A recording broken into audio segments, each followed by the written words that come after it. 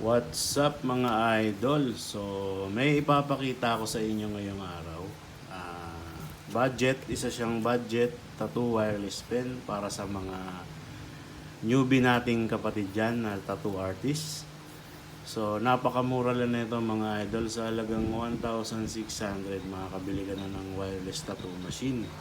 So, nabili ko to sa Lazada lang. So, walang kinalaman si Poseidon dito sa video na to.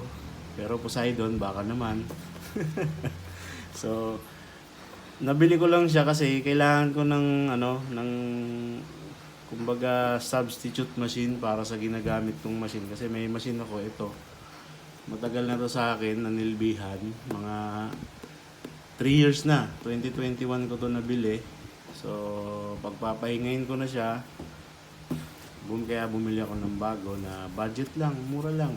So, sa mga kagaya ko na hindi naman ganun kalaki yung pera na walang pambili ng tig 50k, 70k na machine, okay na to. Lalo na sa mga newbie na nag-uumpisa pa lang. Diba? So, isi-share ko lang sa inyo to para makita ninyo. Sana magustuhan nyo rin para yun, makapagsimula na kayo. Lalo na sa mga nagbabalak pa lang magsimula magtato. So, yun na. Buksan na natin. Para makita nyo. Ito na. Buksan natin. Yan. So, in-order ko to mga idol. 3 days lang dumating na eh. Mabilis lang siya. So, ito na yung machine. Ayan po, Poseidon. So, transparent purple yung kulay niyo mga idol. Kitang-kita mo yung loob. Ayan yung motor nyo. Meron siyang 4mm stroke. Tapos, ito yung ano niya, mga kasama niya sa box. So, ito meron siyang charging cable Type-C. So, pwede to sa mga Android na charger. Pwede to basta 5 volts. 5 volts kasi yung ano niya eh. Ito yung mga kasama niya, meron siyang rubber na ring para sa loob. Pag naputol yung nasa loob na rubber. Ito yon, meron siyang spare. Tapos yung manual niya, user manual. Mga idol. Simple lang, simpleng packaging lang siya oh. Tapos sticker ng Poseidon. Ayun. Diba angas? Yan. Tapos so dito tayo sa machine. Isa lang yung battery na kasama niya na binili ko. So pag gusto niya ng spare na battery, meron yang may hindi ka makakabili ng ng machine tapos dalawa yung battery, so iisa-isahin mo eh. Kung gusto mo bumili ng spare na battery, may battery naman doon sila na nakaano rin sa 800 pesos yung battery nila. So yung machine niya mismo is 1,600 pesos. So dito siya ina-adjust yung needle depth niya. Ito. Kagaya rin ng mga machine na iba, mga kadalasang machine, dito rin siya ina-adjust kung gaano kababaw. Ayun, tapos ito yung battery niya. Ayun, matatanggal. So, plastic lang siya eh. Plastic yung build niya. Pero mabigat siya. Maganda to pang lining. Pang lining, pwede rin pang shading. Medyo mabigat siya mga idol. Pero hindi kumpara dun sa isang machine ko na mabigat talaga yun. So, sanay kasi ako sa mga mabigat na machine. So, sa mga kagaya ko na mahilig sa mabibigat na machine, ito, bagay sa inyo to. So, ganito siya, pag binuksan mo siya, i-hold mo lang, kagaya rin ng mga ordinary na machine na dito sa taas yung buttons niya. Yung power niya, power on and off. Tapos yung voltage niya, pataasin mo yung voltage. So, yan. Buksan natin. Yan, nakikita mo yung logo. Ulitin natin. Nakita mo yung logo ng pag pinatay mo may logo rin. Ayan, logo ng Poseidon. Yan. So 6.5 volts yung nakalagay na dito. So pwede mo naman taasan to eh. So buksan natin, tingnan natin. Ay mga idol, may tunog pa. Solid. So ayan mga idol makikita mo yung loob yung motor. Ang ganda rin nakikita mo yung motor umiikot. Buksan ko kaya to, tapos lagyan ko na sticker yung motor. Sticker sa loob para maangas, di ba? Angas, di ba idol, oh. Simpleng build quality lang, oh. Kasi hindi siya ganun ka-vibrate. Hindi siya ganun ka-vibrate. Ayun, oh. Pag nilagay mo siya dito, oh. Saktong vibrate lang. Ayos to mga idol. Maganda to siguro mga sa sunod na araw. Iti-testing natin to kung maganda ba yung ano niya. Pero okay to. Basta ano kasi ako eh. Hindi ako mapili sa machine. Basta tumutusok yan. Okay sa akin yan mga idol.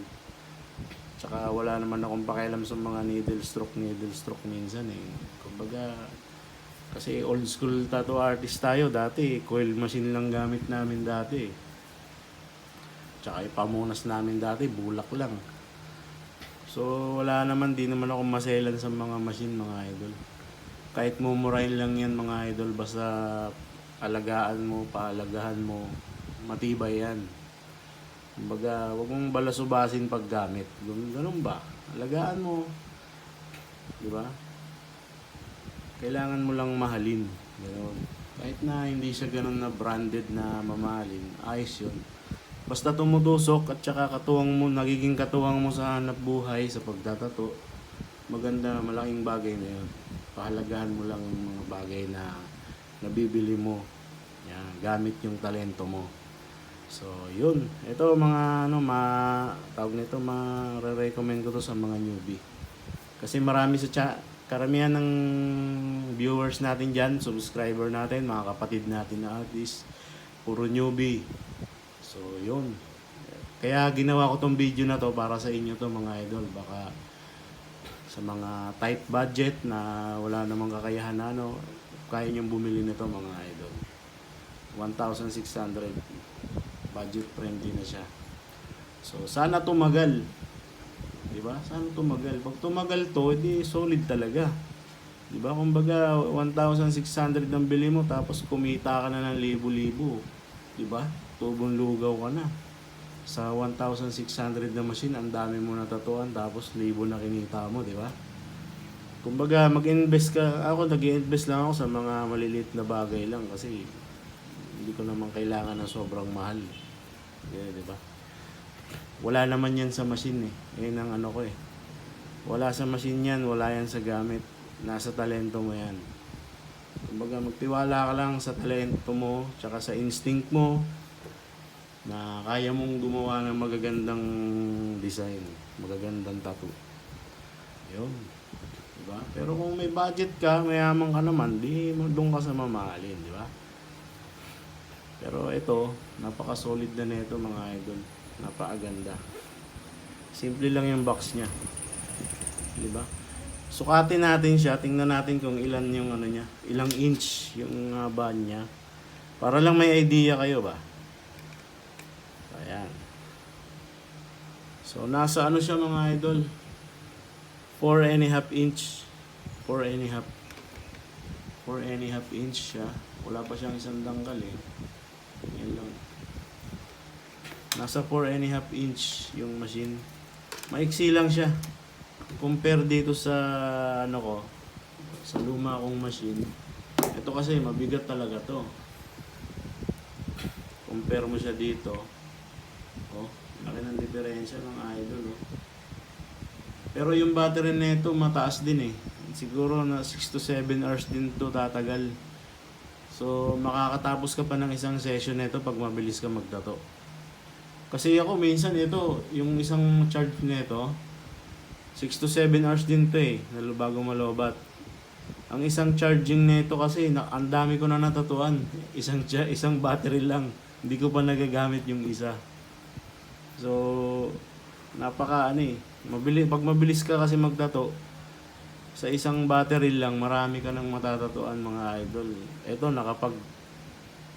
nakapag full sleeve na ako nito. Isang battery lang. Diba? Sangka pa. Full sleeve, isang battery lang. Ganong kalupit to. Ganong katagal to malobat. Lupit nga nito eh.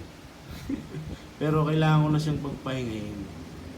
Kasi napakatagal na siya. Napakatagal na nagsiservisyo sa akin to. Kumbaga, matagal ko na siyang katuwang sa hanap buhay. So, ito yung isang battery niya. Ganyan. Kumbaga, pahinga muna siya.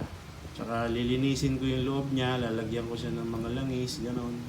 Mga kailangan gawin para maano ko siya. Kahit na matagal na siya, dyan pa rin. Dyan lang siya. Ito muna papalit sa kanya, si Idol. Poseidon. Yan. Diba? Mabigat din. So, sana magustuhan nyo rin. Tsaka, tip ko na rin to sa inyo, sa mga newbie dyan na kapatid natin na nagsisimula. Kaya nyo bumili nito mga idol.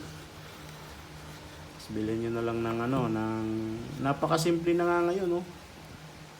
Biruin mo, ganito lang. May machine ka na, may power supply ka na, may ano ka na, wala kang wire. Dati, bibili ka ng coil machine, bibili mo pa ng mga wire, ng clip cord, put switch, bibili ka pa nun, bibili ka pa ng power supply. Biruin mo, ang daming hassle. Eto, bibili ka na lang ng ganito. Tapos pagbili mo na ito, needle na lang bibilin mo. Pwede ka na magtato. Tapos ink cap, tsaka ink. Pwede ka na magtato. Ganun lang kasimple. Sa panahon ngayon, grabe. Kami dati noon, mga 2005, 2005, bibili ka pa ng machine, coil machine dati, 7,000. Yung isang coil machine lang yun ha, bibilan mo pa ng grip. Tapos tip, yung tip dati, bakal, wala pang disposable na tip. Tapos, bibilan mo pa ng needle yun na mahaba, yung standard needle. Tapos, bibili ka pang clip cord. Bibili ka pa ng grabe, ngayon, ganito na lang oh. Tapos bibilan mo na lang ng needle na cartridge. Salpa ka na lang ng salpak. Di kagaya dati, isang machine pang shading, yung isang machine pang lining. Ganun dati mga idol. Kumbaga pag nagtattoo ka, meron kang 6 na machine na sa harap mo. Iba-ibang size ng needle yun, nakakasa. Yun. Eto, kahit isang machine lang, salpa ka lang ng needle, salpa ka lang, adjust ka lang voltahe, ayos na. Diba? Napaka-convenient. So, sa mga nagbabalak dyan, ito, sa Lazada lang mga idol. Hindi ko nalalagay yung link. Search nyo na lang Poseidon Wireless Tattoo Pen. Yan. Makikita nyo naman. Yun lang mga idol. So, maraming salamat. Shoutout sa lahat ng mga subscriber natin dyan, sa mga nagpatuloy na sumusuporta sa ating YouTube channel. Maraming salamat sa inyo mga idol. Kung di dahil sa inyo, walang BDworks mga idol. Tandaan yan. So, pag na-reach natin yung siguro maka 20,000 subscriber tayo, mamimigay ako ng machine. So, syempre hindi yung mga luma. Bibili ako ng machine na bago. Ayun ang papamigay natin. Kumbaga, siguro magra-raffle tayo, ganun. Yun. Magpo-post siguro mangyayari nito, gagawa ko ng video yung lahat na magla-like tsaka magko-comment, sasama natin sa raffle, tapos ira-raffle natin. Tapos yun ang mananalo ng machine na bibili natin. Pero matagal ba yun? Mag 10,000 pa lang tayo eh. So pag naka 20,000 na, yan, medyo malaki-laki na sahod natin sa YouTube yan pag ganyan. So, mamimigay ako ng machine kahit mga 3 machine, 2 machine yan. Mamimigay tayo. So, maraming salamat mga idol. Salamat sa suporta. Hanggang dito na lang. Bye-bye!